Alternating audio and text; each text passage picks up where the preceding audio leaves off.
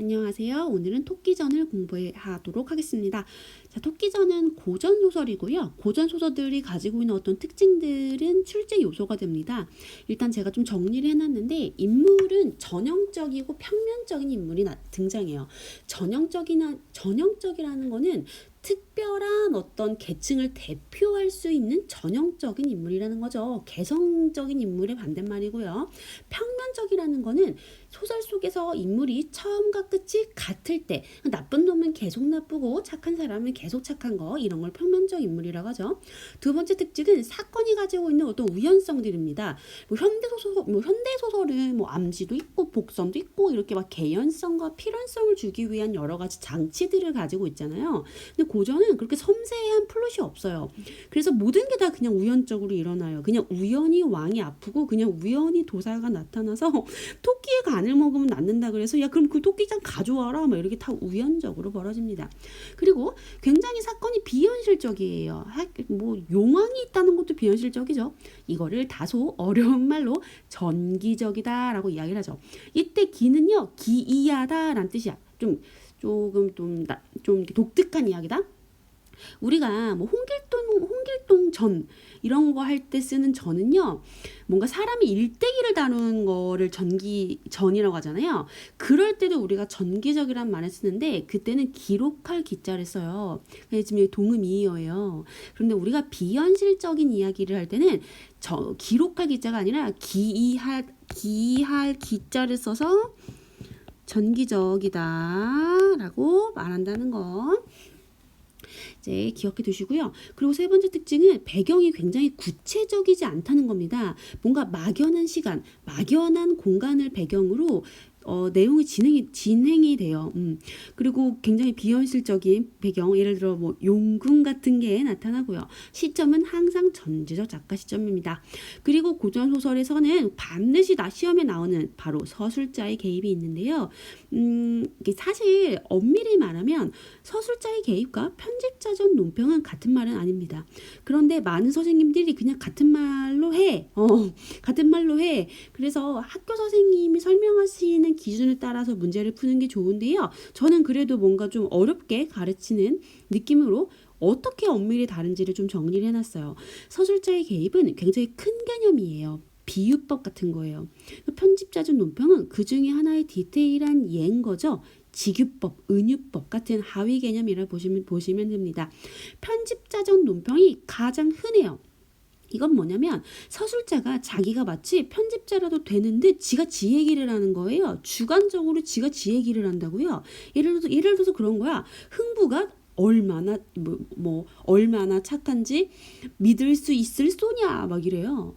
혹은 그때 춘향이 얼굴이 귀신보다 더 안쓰럽구나 막 이래요. 자기가 누군가의 얼평을 하거나 인품을 평가하거나 그래서 아니면 자기가 어떤 감정을 느낀다고 서술자의 감정을 표출해요. 통탄하게 그지없도다 막 이런 거 있잖아요. 왜 막 영탄법 막 나오면서 이런 것들이 다 편집자의 논평입니다. 자신의 주관적인 판단을 집어넣는다는 거죠.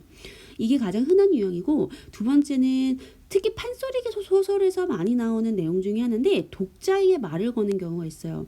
여기 춘향전에서 가져왔는데 아따 방자 거동보소 이렇게 하죠. 굉장히 이제 좀 구어체죠.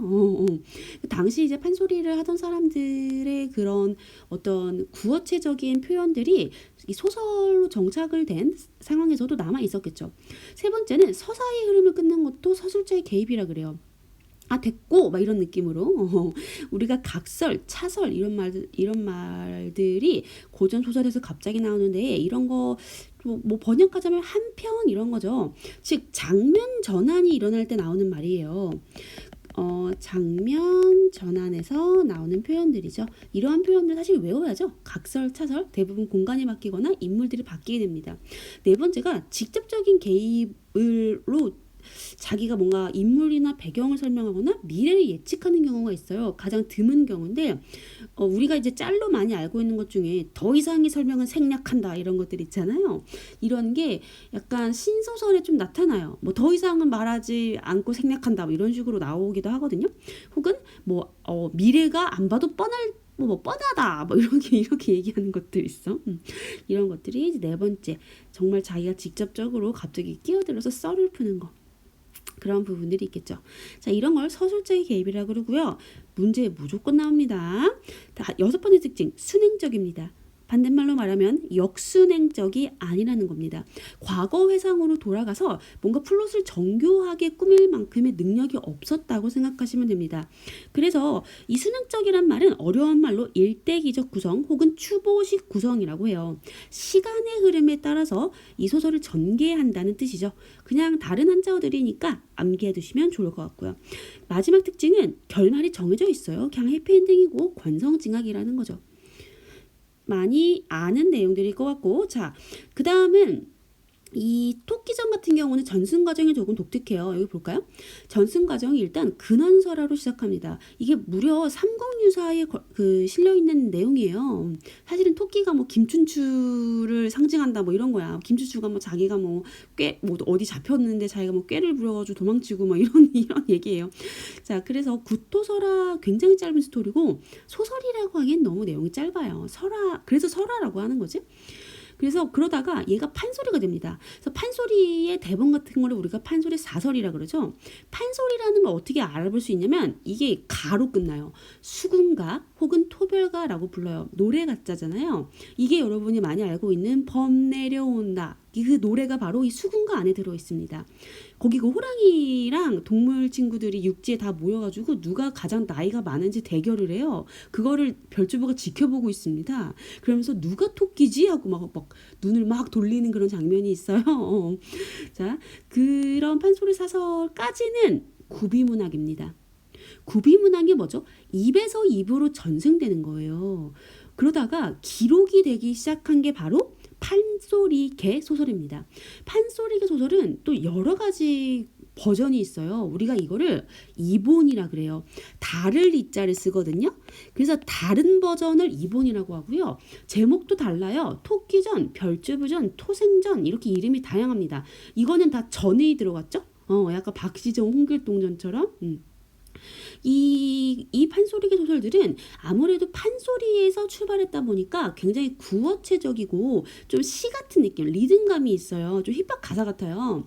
그리고 얘들이 왜 이렇게 이본이 많냐면 인물들이 다양하잖아요.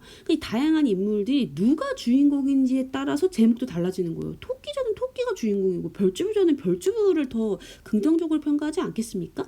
근데 토생전은 갑자기 선생님으로 이제 우대해 주잖아요. 그러니까 토끼를 굉장히 긍정적으로 보고 있다라고 생각하시면 되죠. 그러다가 나중에 근대화 시기에 신소설 토회관이라는 작품까지 나오게 됩니다. 그러니까 뭔가 우리나라 문학에서의 어떤 코어 같은 작품이죠. 그리고 이게 구비문학이라는 것도 조금 이본이 다양해지는 원인 중에 하나가 돼요. 그거를 쌤이 좀 이렇게 밑에 미리 필기를 해두었는데, 자, 여기 가봅시다. 이본이 왜 맞냐? 자, why? 자, 이유는요. 일단 이 수군가가 처음에는 서민들이 굉장히 좋아했다고 하거든요. 그런데 나중에 얘가 인기가 너무 많아지는 거야. 그래서 거의 국민 판소리가 된 거야. 그러면 양반들도 이 작품을 듣게 될 거 아닙니까? 그죠? 그래서 향유증이 서민에서 양반으로 확대가 되었다 그래요. 그러면서 스토리가 조금씩 바뀌는 거지. 그리고 두 번째는 구비문화의 특성상 구전이 되면서 내용이 계속 바뀌어요. 막 썰이 막 덧붙여지는 거 나중에 과장되는 거지. 그래서 판소리가 소설로 정착되는 과정에서도 누가 그 구전을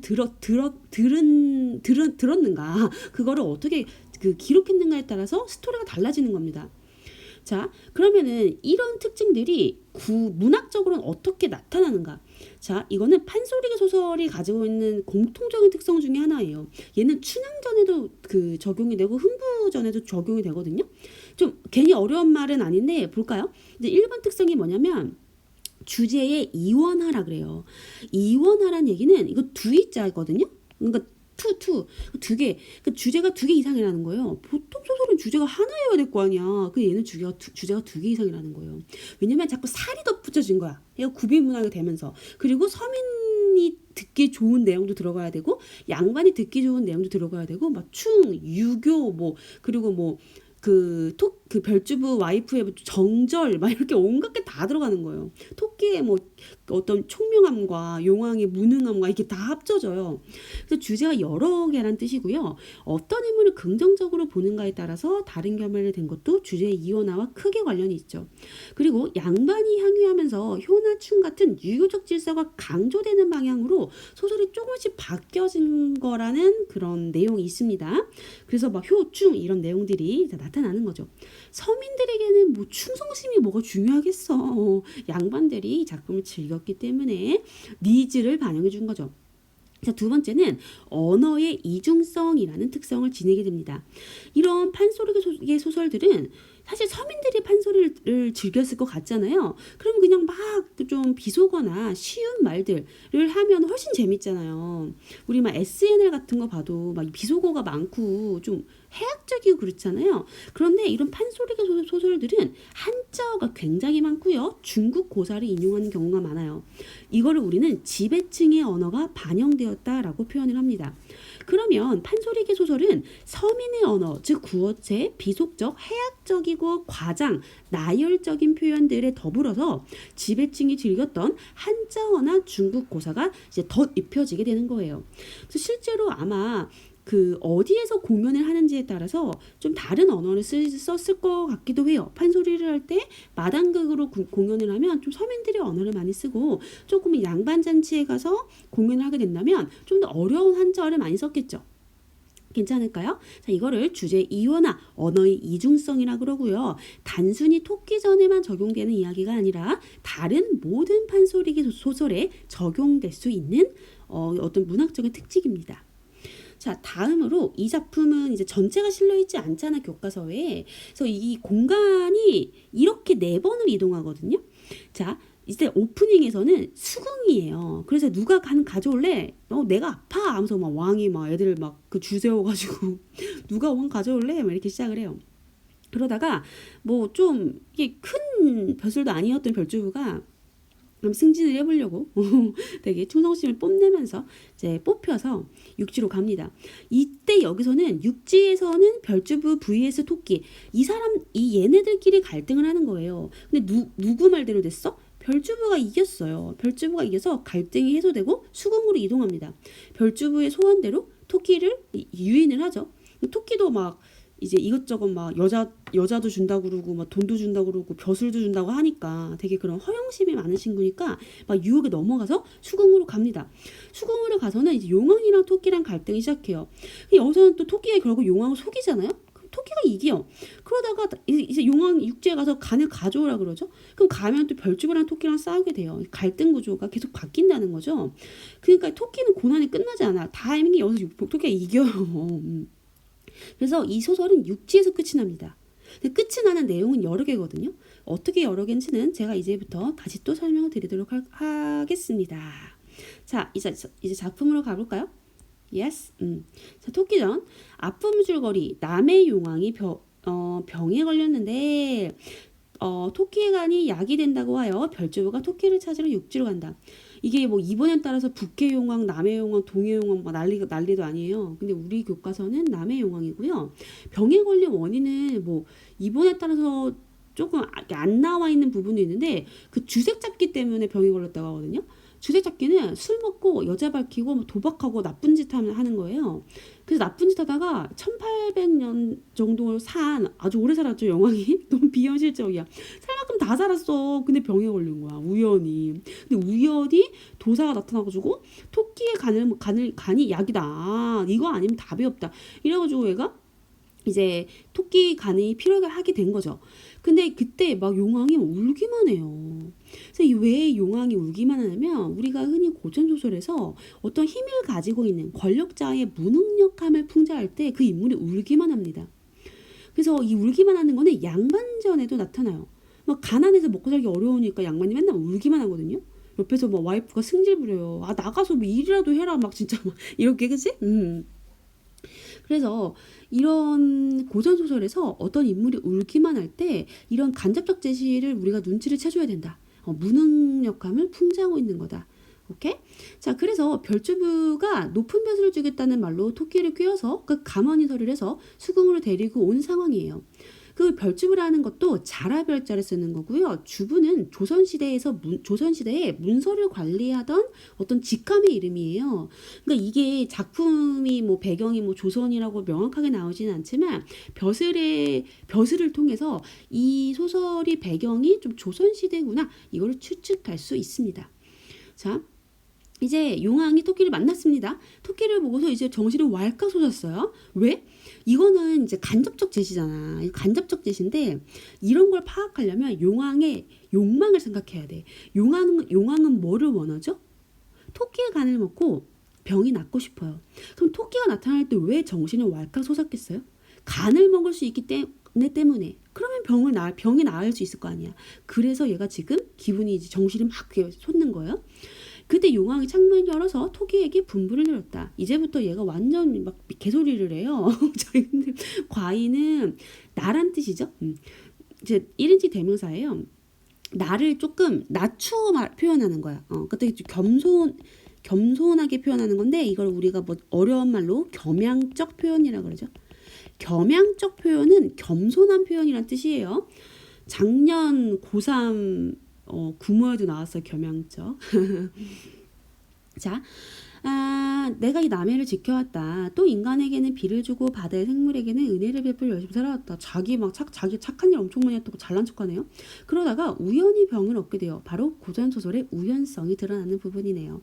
토끼의 간이 아니면 다른 약이 없어서 별주부가 너를 잡아왔다라고 토끼의 간 내놔. 굉장히 권위적이고 이기적인 인물이네요.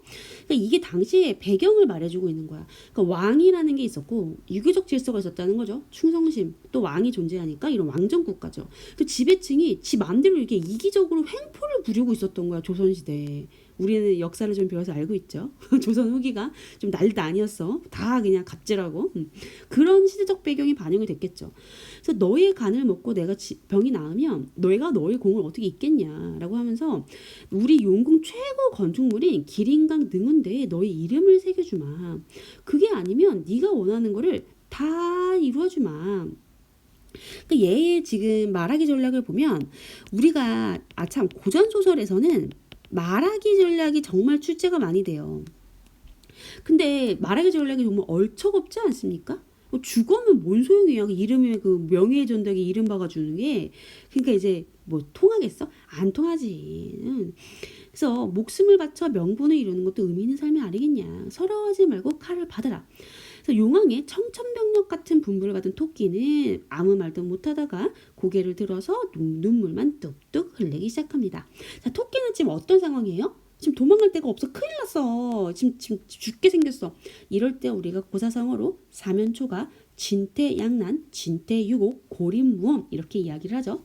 자, 토끼 성격이 드러나 임기응변에 강하고 약간 우리가 호랑이 굴에 들어가도 정신만 차리면 산다는 속담처럼 꾀를 부리기 시작하는 겁니다. 얘가 차분해. 연기도 잘해. 자, 그래서 여기 쌤이 밑에 토끼 성격을 좀 정리를 했는데 긍정적으로 보는 면과 부정적인 면이 같이 있어요. 굉장히 재밌는 인물이에요. 그래서 많은 사람이 단점만 있진 않잖아요. 뭐 단점은 욕심 많고 유혹이 잘 빠지고 그리고 막 그 별주부랑 육지에서 싸울 때 보면 막 잘난 척이 장난 아니야. 막 자기가 뭐 엄청 잘났다고. 막 허세, 거짓말도 잘 치고. 근데 긍정적으로 보자면 침착하고 기지를 발휘하고 지혜롭다. 라고 말할 수 있겠죠. 자, 용왕이 그 모습을 보니까 토끼가 괜히 가련하고 딱하기도 한 거죠. 이런 거 조심하세요. 용왕이 나쁜 놈으로 그려지는 건 나도 알아. 그런데 여기서는 토끼가 딱하기도 하고 가련하기도 하잖아요. 이거 조심하세요. 용왕이 아무리 나쁘고 권위주의적이고 이기적이라도 여기서는 약간 동정심이 있는 거야. 토끼에 대한. 괜찮아요? 여기는 아예 직접적으로 제시가 되어 있잖아요. 인물의 속마음이. 여기에서는 이 토끼가 딱하기도 하고 가련하기도 했다. 이 부분에서는 막 못된 횡포 이러면 안 돼. 그러니까 토끼를 죽이려고 하는 게 권력자의 횡포인 거죠. 근데 어차피 죽는 거 좋은 말로 타일러서 웃음이나 머금고 죽게 하자는 마음으로 토끼를 달랬다. 전지현 작가 시점이죠. 왜 너 눈물을 흘리냐. 근데 죽는 게 서러워서가 아니고 못 죽어서 온다. 이게 뭔 말이야. 그래서 얘도 용왕도 뭐야 이래요. 그랬더니 얘가 이렇게 말합니다. 자, 이제부터 토끼의 말하기 전략 잘 봐요. 인간 세상에 가면 흔하게 저 같은 작은 목숨입니다. 자, 겸양적 말하기죠. 자신을 낮추어서 말해요. 그러니까 내 목숨은 안 중요해. 이렇게 하면은 내 말을 믿어줄 것 같은 거죠. 그러니까 토끼 나름의 머리를 쓴 말하기 전략이죠. 내가 독수리 밥이 될지 사냥개 반찬 될지 언제 내가 죽을지 알겠어. 사냥꾼이 쳐놓은 그물에 걸리든 뭐 총을 맞든 그 시간 문제지. 이렇게 죽고 나면 세상에서 누가 날 기억해 주겠어? 라고 서리법으로 이야기를 하고 있어요. 그러니까 자기가 육지에서도 엄청 늘 작은 목숨이었다는 거지. 여기서 우리는 독자로서 좀 슬픈 게 육지에서도 토끼는 사실 백성이잖아요. 육지에서도 토끼는 고통받으며 살았음을 알 수 있어요. 그리고 생각해봐요. 이 소설은요, 육지와 수궁이라는 어떤 이원적인 공간이 제시되고 있어요. 그러니까 이원적 공간. 공간 두 개란 얘기예요. 근데 육지는 서민의 세계예요. 백성들이 사는 곳. 수국은 지배층들이 사는 곳이라고요. 토끼는 육지에서도 고통받았어. 독수리랑 사냥개 이런 사냥꾼들이 토끼를 노렸다. 근데 수궁에 와서도 용왕이 얘를 죽이려고 하는 거죠. 그러니까 얼마나 서민들이 살기가 어려웠겠어. 이런 소설이 나올 정도면. 그죠? 자, 그리고 밑으로 가면 제가 뱃속의 간이라도 내서 대왕님의 병을 고친 데 쓰이면 설령 병이 낫지 않아도 나의 아름다운 이름을 오랫동안 전하게 되지 않겠습니까? 이름을 전하는 거를 유방백세라 그래요. 그죠? 그리고 이름을 알리는 거를 입신양명이라 그러죠. 그래서 이런 고사성어도 사실 시험에 나오면 모르면 틀리니까 쌤이 얘기를 했어요. 그리고 혹시라도 왕의 병이 나으면 내 이름이 거기 능운대에 새겨지니까 후세에 전할 테니 천재에 이루죠. 천년에 한 번 올까 말까한 좋은 기회다. 이런 거죠. 그런데 이 방정 맞은 것이 이것도 스스로를 낮춰 말하는 거죠. 겸양적인 말하기예요. 그래서 이걸 통해서 설득력을 높이는 것이 더 말하기 전략이죠. 얘가 근데 간이 없이 왔어서 절통하기가 그지없다. 이게 바로 꾀의 그 내용인 거죠. 그래서 용왕이 기가 막히게 껄껄 웃는 거야. 왜 웃어? 안 믿는 거야. 토끼를 의심합니다. 너 미련하다. 거짓말도 그럴듯하게 하지 말도 안 되는 말을 하냐? 네 몸이 여기 있는데 간이 어디 갔는 거? 막 이래요. 토끼는 용왕의 웃음을 대받아치듯 하늘을 바라보면 크게 웃었다. 뭐 능청스러워? 영화 속 한 장면 같죠? 하하하 웃으면서. 간사하게도 미련한 토끼 정체가 드러나니 할 말이 없어 웃는구나 라고 얘기하니까 이제부터 말하기 전략 잘 보세요. 토끼가 왕을 이렇게 설득합니다. 대왕처럼 그 높은 지위에도, 그러니까 당신은 엄청 높은 사람이잖아. 그런데도 이렇게 무식해? 그러니까 내가 안 웃겠어? 라고 서리법으로 이게 계속 서리법이야. 자신의 말을 믿지 못한 이유가 뭐다? 네가 무식하기 때문에. 상대방을 까내리면서 이제 까내리고 있어요. 이걸 통해서 안 믿으면은 용왕을 바보 만드는 거지. 그러니까 내 말을 믿어 이렇게 설득하는 거예요. 그리고 내 몸이 내 간이 몸의 안과 밖을 왔다 갔다 하는 거를 전내 나는 3살짜리부터 지팡이 짚고 다니는 노인까지 다 알아. 그러니까 모두가 다 알아. 지금 너만 몰라. 그래서 얘기를 하는 거죠. 그러면서 되게 이제부터 좀 어려운 말을 하는데 이때부터의 말하기 전략은 일반적인 자연 현상. 여기서는 달이랑 조수간만 가져오거든요. 이 두 가지의 예를 들면서 자신의 별명과 연결을 시켜요. 그래서 내가 간을 당연히 놓고 다니는 사람이야. 너 이런 거 몰랐어? 그러니까 막 말을 휘황찬란하게 하는 거야 지금. 내용을 볼까요? 밤하늘의 밝은 기운이 차고 이치는 달이 맡아서 하고 있다. 보름이 전엔 차오르다가 보름 이후에는 서서히 줄어드는 거 아시죠? 그러니까 이제 보름달 됐다가 뭐 이렇게 금음 됐다가 하는 거잖아요. 그 달의 토끼는 그 달과 토끼가 깊은 관련이 있어요. 달의 별명이 옥토예요. 자, 옥토는 달에 사는 전설 속 토끼의 이름입니다. 그리고 바닷물이 나고 물러서는 이치는 조수가 맡았길래 이 조수는 조수간만에 차할 때 조수예요. 사리에서는 물이 많아지고 조금에서는 물이 적어집니다. 조수 또한 토끼와 인연이 깊어서 삼토라는 별명이 붙게 되었습니다. 자, 이 삼토라는 말은 이게 묘시에 물이 들어온다는 뜻이에요. 이게 묘시는 뭐냐면 옛날에는 뭐 자축인묘, 진사오미 이렇게 시간을 부르는 말이 이 동물의 그 12간지를 붙여서 불렀거든요. 새벽 5시부터 7시까지가 묘시였어요. 그래서 토끼가 이렇게 유명한 사람이잖아. 그래서 다 이렇게 자연현상이랑 토끼가 관련이 있어. 그러니까 내 뱃속에 있는 간은 달빛하고 조수 같지 하면서 막 그럴싸해. 아닌가? 개소리인가? 그래서 보름 전에는 간이 배 안에 있다가 보름 후에는 배 밖에 노는 거예요. 이게 시기가 딱 맞아요. 바다처럼 나아가고 물러가고 달처럼 차고 이지러지는 고로 약이 되어 좋다 하지요. 즉 얘가 이제 말하는 거는 어떤 자연의 현상과 이치를 같이 하기 때문에 토끼의 간이 약이 된다고 말을 하는 거다. 만약에 다른 짐승처럼 뱃속에만 있으면 수많은 짐승 중에서 왜 하필 토끼의 간이 좋다고 하겠어? 라고 서리법으로 이야기를 하는 거죠. 그리고 이날 15일에 내가 명산으로 널리 알려진 낭야산에 갔다? 거기 짐승들의 모임이 있었어. 자, 여기에 말하기 전략은 구체적인 시간과 장소를 들어서 설득력을 높이는 겁니다. 내가 그때 간을 빼서 파촌잎 싸서 최고봉의 노송가지에, 노송은 오래된 소나무예요. 거기 높이 매달아 놓고 잠깐 모임을 나갔는데 그때 벌주를 만나서 온 거야. 아니 다음 날은 초하룻날이나 되어야 뱃속에 넣을 간인데 가져올 시간이 있었겠어? 라고 하면서 내가 지금 간이 없다고 서리법을 통해서 재차 강조하고 있어요.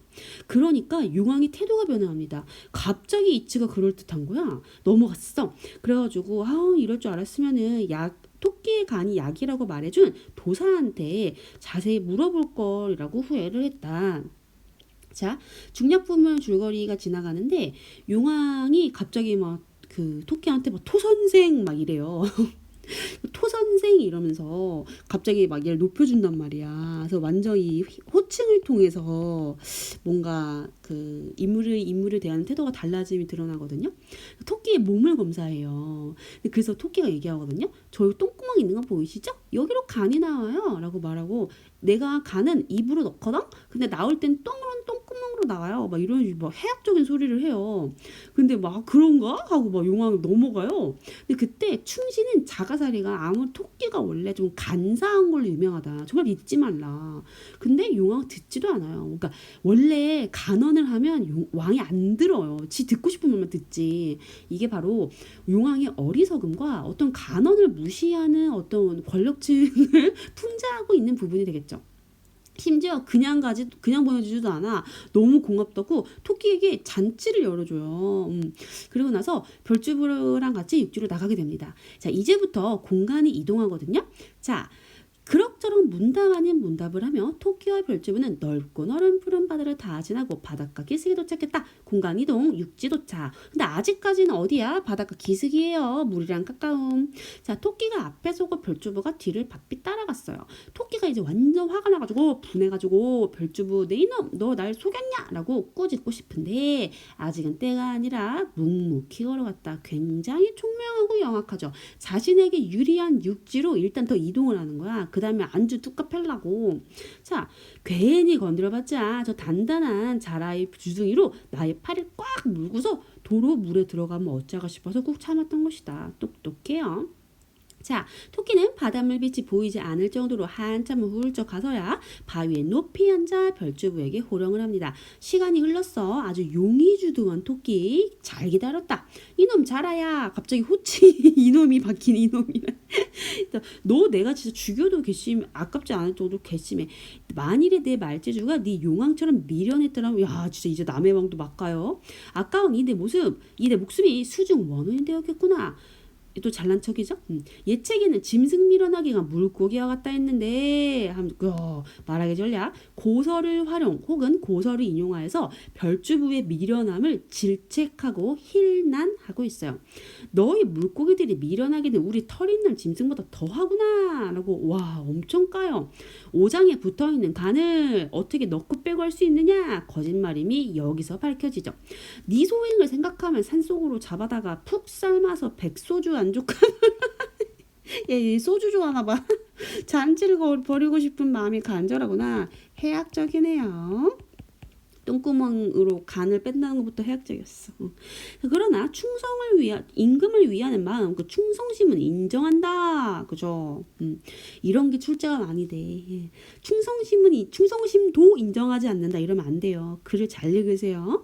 만경창파의 먼 길을 네 등으로 왕래하며 죽고 사는 고생을 함께하기에 목숨만은 살려보내주겠다. 그러니 빨리 궁으로 돌아가라. 라고서 얘기를 하니까 좋은 약을 보내길 네 왕에게 약속했으니 내 점자는 내 체면에 왜 이렇게 갑자기 또 잘난 척을 시건을 하겠느냐. 자, 시건은요 이 먹을 식자거든요. 말을 먹는 거야. 그러니까 말을 씹는 거죠. 내가 거짓말 하겠냐. 내가 뭐 약속 안 지키겠냐. 내 똥이 너무 좋아가지고 열을 내리게 한데서 사람들이 주워서 앓는 아이에게 먹인단다. 내가 살펴보니까 네 왕의 두 눈자 위에 열기가 아주 많이 몰렸더라. 이걸 갖다가 먹이면 병이 곧 나을 게다. 토끼는 작은 총알 같은 똥을 많이 누워 이제 갑자기 똥을 싸가지고 이제 포장해줘요. 되게 해악적이죠. 그러니까 바다의 최고 권력장인 왕한테 하필이면 토끼의 똥을 먹이는 거예요. 그러니까 완전 조롱하고 비난하는 거지. 이거 풍자한다고도 당연히 말할 수 있지. 왜냐면은 왕은 권력자니까. 자, 죽을 목숨 살아나온 토끼의 기쁨이 오죽하겠는가. 이 오죽하겠는가 이게 누가 말하는 거야? 서술자가 말하는 거죠. 바로 서술자에게 편집자적 논평이에요. 깡장깡장 뛰어가서 여기는 음성상징어가 많네. 음성상징어가 있으면 당연히 운율감을 만들죠. 얘가 원래 판소리가 소설이었기 때문에 노래의 그 리듬을 살려주기에 굉장히 좋아요. 그죠? 그래서 흔들흔들 방자하게 뽐내며 자랑하는 모습이 혼자 보기 아까웠다. 편집자적 논평 굉장히 중요합니다. 나의 재주는 내가 생각하도 신통하다. 매끄러운 말투로 용왕을 속여서 무사히 집으로 돌아왔구나. 반갑다. 반가워. 우리 고향 반갑구나. 이게 다 굉장히 노래 같죠? 되게 반복하고 있고 운율이 형성되고 이게 판소리가 소설의 특징이죠. 그래서 뭐 아이고 너구리 아재요 평안하시지요. 오소리 형님도 잘 있었지요. 너무 귀엽다. 모두들 벼슬 생각 이사 생각 절대 하지 마시오. 아 진짜 중요하지. 타양에 가면 천대받는 옛말 하나 그런 거 없습니다. 바로 주제가 드러나네요. 너무 기쁘나 진짜 고향에 돌아오니까 고향이 최고야. 딴 데 가지 마. 벼슬 욕심 부리지 마. 헛된 욕심 부리지 마라. 라고 헛된 욕심을 경계하고 있다. 한편 토끼를 놓쳐버린 별주부는 차라리 육지로 올라가 죽어버릴까 하는 생각도 했다. 얘 진짜 융통성이 없거든요.